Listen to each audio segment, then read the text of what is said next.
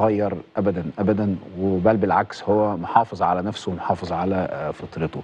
فتعالوا النهارده نتبسط في حوار هادي ولطيف ودمه خفيف وممتع، كله كلام في الكوره مع نجمنا اللي مشرفنا ومنورنا كابتن مجدي قفشه. يا نجم النجوم، مساء الجمال. حبيبي يا ايمن، اخبارك ايه؟ الحمد لله، وحشني بقالي كتير ما شفتكش. وانت كمان. ومبسوط ان انا معاك النهارده، وان شاء الله تبقى حلقه احسن من المره اللي فاتت. ان شاء الله باذن الله. والله الله. فتحت لك القهوه مخصوص النهارده السبت، ما بنفتحش شاشه البلديه، احنا بنفتح بنفتح جمعه وثلاث بس. والله العظيم فتحتها لك مخصوص عشان اوفر لك بقى كل حاجه. فشوف يا سيدي، بص المنيو عشان انا عارف بقى من المره اللي فاتت. في فايش حلو، وشاي بلبن، ماشي كده، وفي سحلب، ماشي، وفي حمص الشام، صح يا عم حسن؟ حلو، مظبوط صح كده؟ صح. عندنا سحلب وفايش وشاي بلبن وحمص الشام. تمام. نخش على مصطفى كابتن. ها. في فول وطعميه وبطاطس. لا مصطفى اجازه النهارده. وسكالانس. لا اجازه برضه والله؟ لا. طب اقول لك على حاجه، هنروح لعم حسن. هتروح لعم حسن؟ حمص الشام وخلاص عشان حمص الشتاء الشام بقى. شويه فايش وشاي بلبن يبقى خفيف منه عشان خاطرك. ماشي. شويه شاي وفايش وهنسقسق كده بشويه بتاع واحنا شغالين. لا الاثنين يا كابتن. ماشي الكلام. طيب خلينا نتفق اتفاق، نتكلم زي ما احنا ما عايزين، بس اول لما الاقيك رايح او ما قايل لك ايه هوب هوب هوب هوب، لا مفيش ولا اروح ولا بتاع، انت فنقوم ايه راجعين. اتفقنا؟ كلمه السر ايه؟ خلينا الاول ابارك لك على التألق الكبير اللي انت عملته في ماتشين مع الاتحاد السكندري. الحقيقه ان انت فاجئت الكل لان رحت مركز، عارف انت عايز تعمل ايه، صانع هدف ومسجل هدف وعامل 9 فرص في ماتشين مع الاتحاد السكندري. فده ادى انطباع، واللي اتفرج على الماتشات خاصه الماتش الاولاني قدر يفهم انه قفشه لا، انا مش جاي العب ومش جاي اهزر ومش 6 شهور خارج لا انا جاي اعمل حاجه. والله ما يعني طبعا الحمد لله طبعا على هي خطوه مهمه وخطوه صعبه. وانا صاحب القرار يعني في اللي انا اطلع اعاره واللي انا امشي، وانا اللي مختار كل حاجه يعني. ما حدش بصراحه اجبرني على حاجه. وانا كنت واخد قرار وعارف اللي انا هطلع، انا مش طالع اثبت حاجه لحد. انا طالع العب لعب الطبيعي، بس انا ما كنتش عايز اكتر من اللي انا العب. لان انا عارف طول ما انا في الملعب وانا بلعب ثقه وكل حاجه هتيجي لوحدها. لعبت ماتشين لكن انا لسه مش البدني بتاعي 100%. البدني ممكن 70 مثلا. 70%. يعني لو جبت 100% هيبقى في احسن من كده، وانا رايح لهدف كبير ورايح نادي كبير جدا. ليه اخترت الاتحاد السكندري؟ او اللي هو العرض اللي كان اقرب؟ لا يعني اشرح لي ايه. يعني مش عايز اتكلم في تفاصيل عروض، بس انا اخترت الاتحاد يعني اسباب كتير جدا. اول حاجه انت عارف نادي الاتحاد نادي كبير وجماهيره وشعبيه اسكندريه وكل الناس. انا حتى امبارح اتفاجئت بصراحه. يعني انا ما لعبتش في نادي جماهيري غير الاهلي. ايوه. فلما رحت الاتحاد امبارح ماتش بنلعب حرس الحدود، انا اتفاجئت بصراحه. جماهير وشكل الملعب ومنظر الملعب والناس بتحب الكوره ازاي، والناس مش عايزه حاجه، الناس عايزه كوره حلوه وعايزه مكسب، عشان الحته اللي هم فيها ده المكان اللي الاتحاد فيه ده صعب، مش مكانه. دي وجهه نظري يعني. ماشي. انا من وانا صغير اعرف ان الاتحاد نادي كبير وجماهيريته والمكان الطبيعي بتاعه المفروض يبقى في حته احسن من كده. مظبوط. فانا بحب الضغط. يعني بحب ابقى العب بوسط ضغط، احب ابقى حد بيضايقني، حد بيغيظني، حد بيحطني في مواقف صعبه، عشان انا بحب ده وانا اتعودت على ده في النادي الاهلي. فاخترت كده نادي الاتحاد عشان هو في موقف صعب. فاتمنى ان انا اقدر اساعد الفريق مع اللعيبه زمايلي اللي جت جديده واللعيبه اللي موجوده قديمه، لعيبه كلها محترمه، ونقدر نعمل حاجه في النادي ان شاء الله. قلت انه ما حدش اجبرك على الخطوه دي، انت اللي اخدت الخطوه دي. ليه اخدت الخطوه ديت؟ ليه اخدت خطوه الخروج من الاهلي؟ خدت خطوه لان انا عايز العب. وانا بقالي فتره يعني مثلا تقريبا سنه ونص او سنه بلعب، مش ما بلعبش، بس بلعب فترات قليله. وانا كقفشه لو بلعب فترات قليله الحمد لله عندي الميزه او عندي حته ربنا بيداني، اقول توفيق ربنا مهم جدا، اللي انا ممكن العب ربع ساعه او 10 دقائق اعمل حاجه صعبه جدا فربنا يكرمني بيها. ماشي. بس وارد تاثير يعني انك مؤثر يعني. بالظبط كده. بس وارد مش في يومي، مش في حالتي، او انا مش مركز فما يحصلش ده.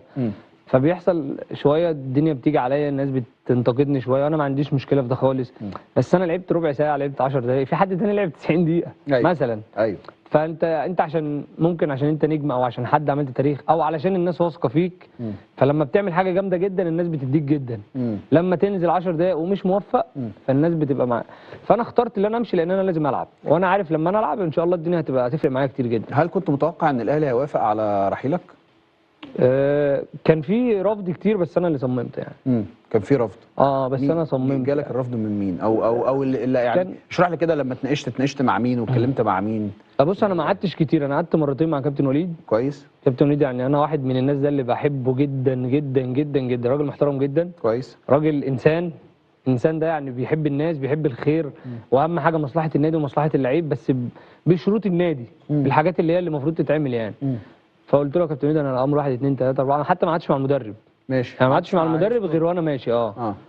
فكابتن وليد قلت له الامر 1 2 3، وانا ايه رايك، انا اخترت قرار اللي انا اروح كذا والدنيا كويسه، وايه رايك؟ عشان كابتن وليد لعب هناك. ايوه.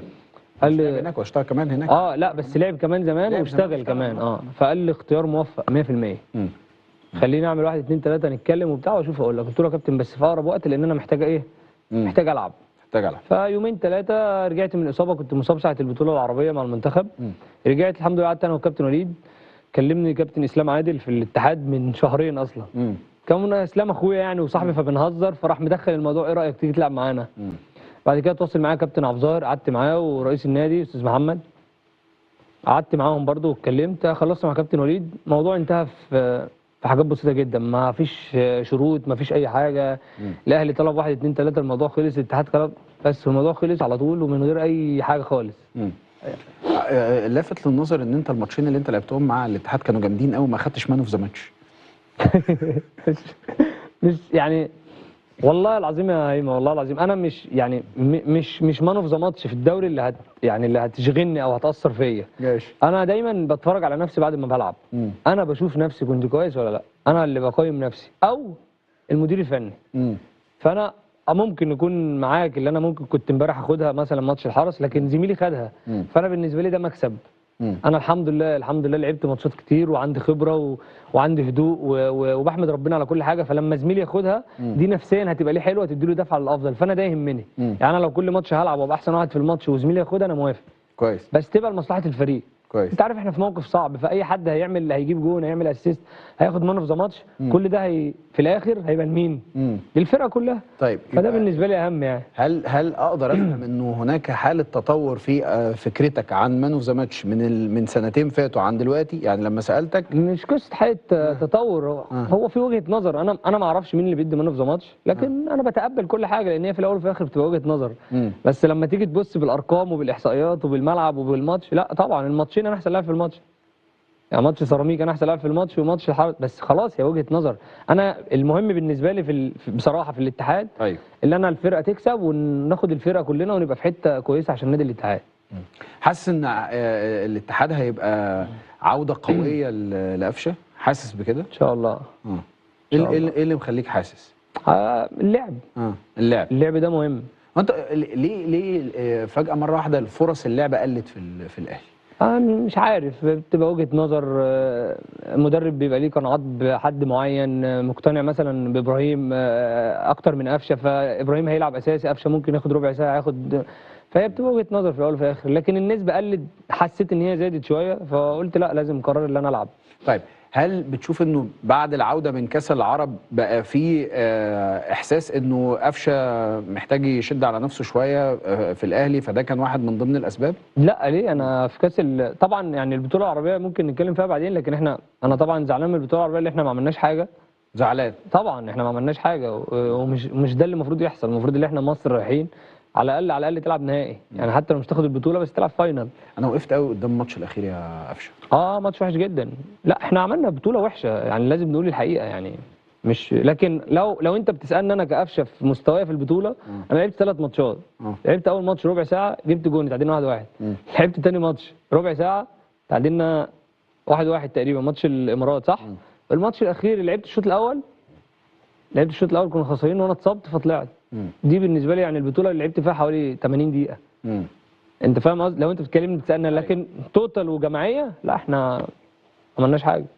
تقدروا تشاركوا معانا في الحوار. الهاشتاج بتاعنا هو قفشه مع فايق. ابعتوا لنا كل اللي انتوا عايزين تسالوه لكابتن قفشه، وهندردش ونتكلم سوا مع بعض. طيب خليني اسالك في جزئيه بقى رجوعا لموضوع الاهلي. انا ارجع كده من اول كولر، القصه كانت ماشيه ازاي معاه؟ مين؟ انت وكولر. مفيش. القصه كانت هو صاحب القرار طبعا في كل حاجه وكان هو كان مميز فيها بصراحه، اللي هو كان عارف مين يلعب ومين ينزل. يعني هو كان مسميني البديل الذهبي. مسميك البديل الذهبي؟ هو كان بيقول لي كده يعني، حتى الدكتور خالد المترجم كان دايما بيقول لي انت البديل الذهبي للفرقه عندنا. وده حصل، انا لعبت معاه كل الماتشات، يعني انا اكتر لاعب لعب معاه ماتشات اصلا 123 ماتش. وساهمت معاه في بطولات كتير، كنت دايما تقريبا بتاع 6-7 اجوان انزل واجيب الحمد لله ربنا يكرمني بجون ومان اوف ذا ماتش ونكسب الماتش. فده كان مهم، هو خلاص وجهه نظر. لكن الموضوع كان زي ما قلت لك يا ابراهيم، كان بيطول، لان انا مثلا ممكن ابقى كويس قوي وما العبش الماتش اللي بعديه. زعل منك كولر بعد الحلقه اللي فاتت؟ لا خالص، ما زعلش. انا ما اتكلمتش على حد وحش، خلي بالك، انا قلت حقيقه. ممكن شويه في حاجات ما ينفعش تتقال، لكن هي في الاول وفي الاخر دي اللي حصل يعني. ما اتكلمش معاك وقتها؟ لا قعدت معاه، والراجل كان محترم جدا معايا واتكلم معايا بشكل كويس، وما فيش اي حاجه خالص. لو انت فاكر احنا عملنا بعديها الاعلان بتاع ولاد رزق، كنت انت موجود؟ كنت انا وهو كولر موجود، وكانت الدنيا زبادي خلاط يعني، الدنيا كانت حلوه يعني. لا الدنيا كانت حلوه والله، ما في حاجه حصلت اصلا. طيب هل بتشوف انه الفتره بتاعت كولر هي افضل فتراتك ولا فتره موسيماني؟ الاثنين. طبعا. طبعا. مين فيهم فادك اكتر؟ موسيماني طبعا. اشمعنى؟ موسيماني كان عشان كانت كرة مختلفة والطريقة مختلفة وكل يعني هما الاثنين بصراحة كانوا يعني الاثنين عملوا تاريخ مع النادي الأهلي. ما اقدرش انكر حاجة زي كده، لكن انا كنت مرتاح اكتر في مع موسيماني. مع موسيماني. كورته كانت مريحة اكتر، بيديكوا كان في حلول كتير في الملعب، بيديكوا راحتكم في ان انتوا تعملوا اللي انتوا عايزينه في الملعب في الشق الهجومي. بالظبط. لا كان في حلول من الاول ورا لحد قدام، يعني كنا لو بنلعب ضربه مرمى عندنا مثلا 6-7 حلول. لعيب هيتمسك، في لعيب تاني فاضي، لعيب. لكن مستر كولر بيميل دايما اكتر لخطه 4-3-3 اللي هو 3 ديفندرات بيلعبوا جامد وبيدافعوا. ما بتحبش انت كده؟ لا مش انا ما بحبش، هو المدرب. بس انا لو بتسالني انا، لا يعني الكوره دلوقتي بقت، انت بتشوف برشلونه مثلا اللي بيتحكم في رتم الكوره اصلا في برشلونه بقى لنا 2-3 بدري. وهو اصلا لاعب في العالم. هي دي هي الكوره كده، وجهه نظري، مع قوه طبعا وبدني والحاجات دي كلها. لكن هي بترجع في مدرب بيحب كده ومدرب تاني لا. بس طيب يعني لو حطيناهم في مقارنه مع بعض، مين بالنسبه لك احسن، كولر ولا موسيماني؟ لا انا اختار موسيماني. كولر. فايلر؟ لا انت ما سالتنيش عليه. انت سالتني على الاثنين دول. هسألك على فايلر. كان مدرب كبير طبعا. والله؟ طبعا. اجمد من الاثنين؟ مش قصه اجمد من الاثنين، لكن كان مدرب كبير، يعني هم الثلاثه جامدين بصراحه. بس الحته بتاعه الراحه النفسيه والكوره، بص زي ما اقول لك حاجه ثانيه وجهه نظري، يعني انا بشوف ان النادي الاهلي النادي الوحيد اللي في افريقيا ان انت لازم تلعب كوره حلوه. ماشي. انا دي وجهه نظري يعني. ماشي. النادي الاهلي بالذات الفريق الوحيد اللي في افريقيا اللي لازم يلعب كوره حلوه. ليه بقى؟ انت النادي الاهلي، انت اي فرقه بتيجي تلعبك تعمل لك حساب، بيبقى فيه توتر، بيبقى فيه خوف.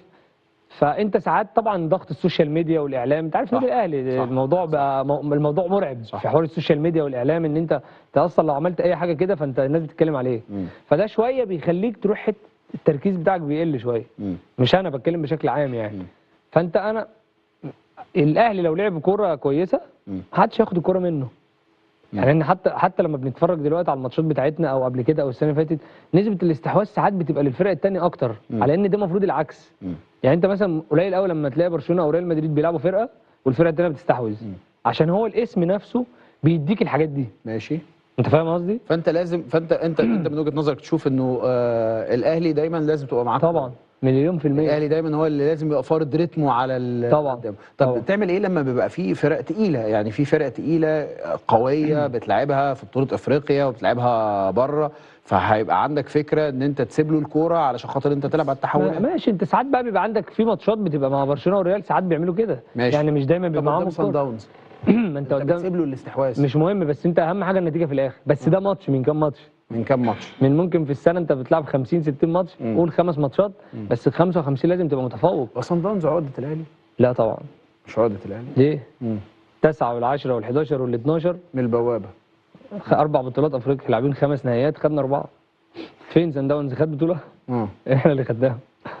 لكن الماتشات اللي بيلعبها قصادك بيكسب. مش مهم، بس المهم مين البطل في الاخر. وارد ان انت يبقى في فرقه معاك بتبقى في الملعب ند قوي او رخمه او انت ما بتعرفش تكسبها او ما فيش توفيق قدامها او بيبقى في حاله رهبه شويه هناك او ده وارد، زي ما احنا بيحصل معانا كده ساعات في فرق بتيجي تبقى في رهبه وبتاع، فده بيحصل. لكن في الاول اهم حاجه في الاول وفي الاخر اهم حاجه البطل يعني. تستحمل ضغوط الملعب اكتر ولا ضغوط السوشيال ميديا؟ مين فيهم تعرف تتعامل معاه؟ انا السوشيال ميديا قليل فيها شويه يعني، مش اللي هو يا يعني دوب انت. بشوف كل حاجه. حتى لما بروح البلد عند ابويا وامي واخواتي اقول لهم ما حدش يفتح السوشيال ميديا، ما حدش يجيب كوره، ما حدش يشغلوا لي افلام مسلسلات، يقفلوا الشاشه، نقعد نهزر نضحك.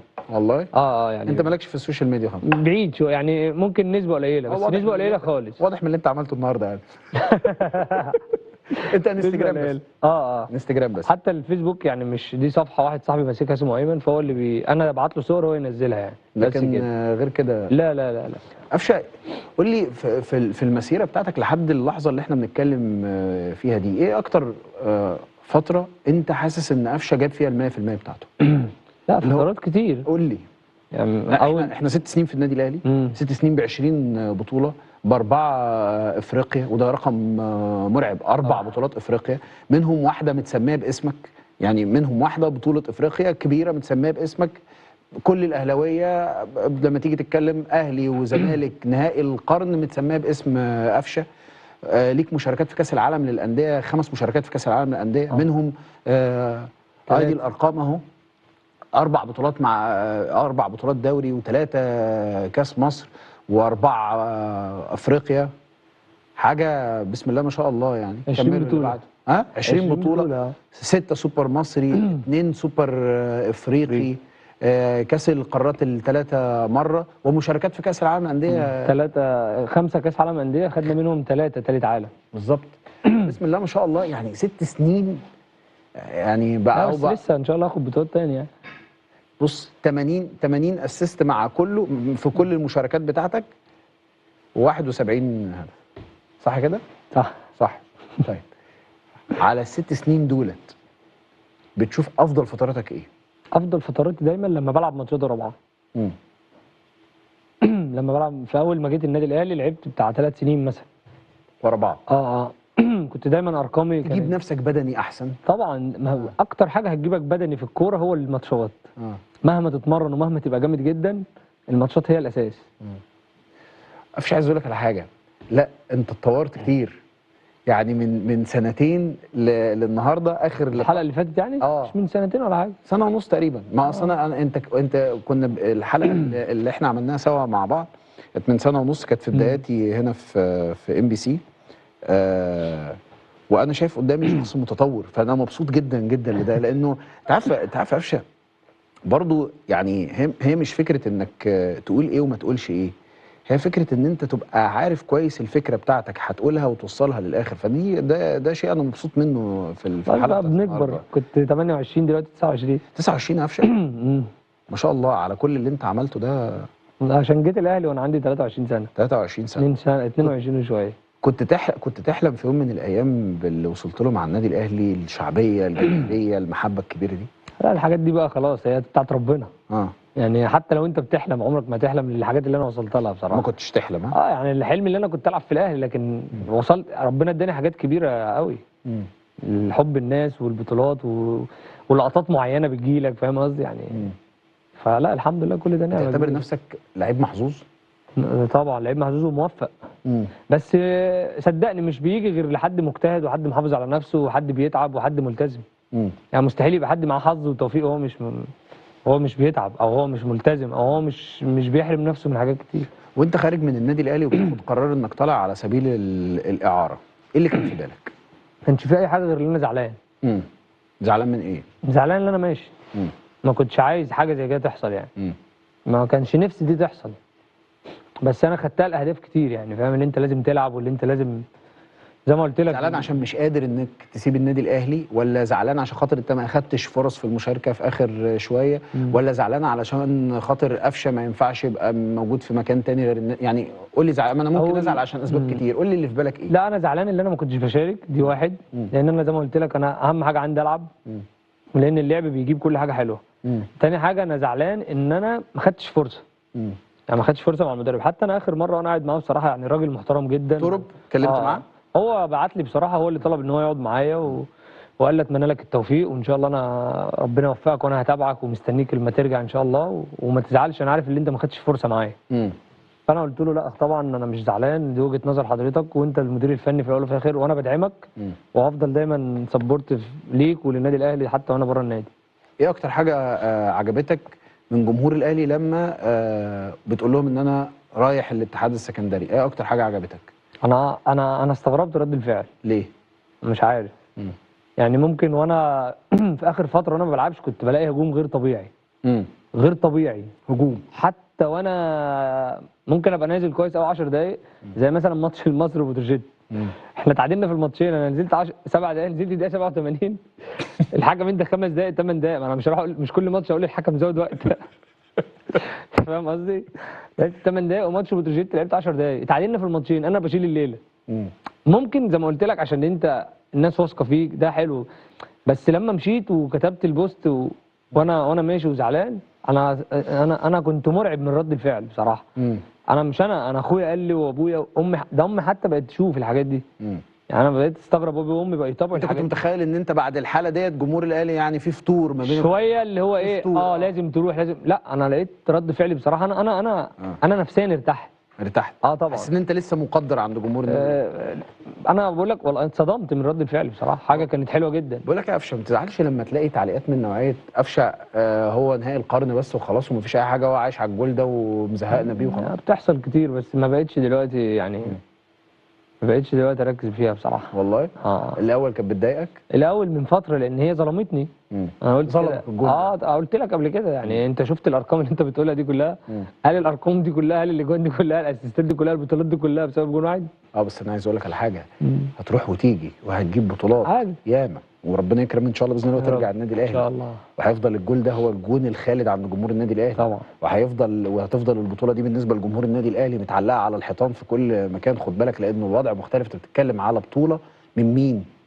نادي الزمالك. من الزمالك طبعا. انت القيمه نفسها مش بس عشان انت بتاخد افريقيا، هي القيمه عشان انت جايبها من منافس والنهائي ده مش هيتكرر يعني، ونهائي صعب. النسبه ان هو يتكرر دي بعيده يعني وتاريخ، يعني فاهم الفكره عامله ازاي؟ صح. طيب تيجي نسقسق الفايش في الشاب ولبن وفي الفاصل ونروح ناخد فاصل وبعدين نرجع ناخد شويه ردود افعال من الناس زي ما انت عايز. يلا بينا يلا بينا نروح الفاصل وبعد الفاصل نرجع نكمل كلام.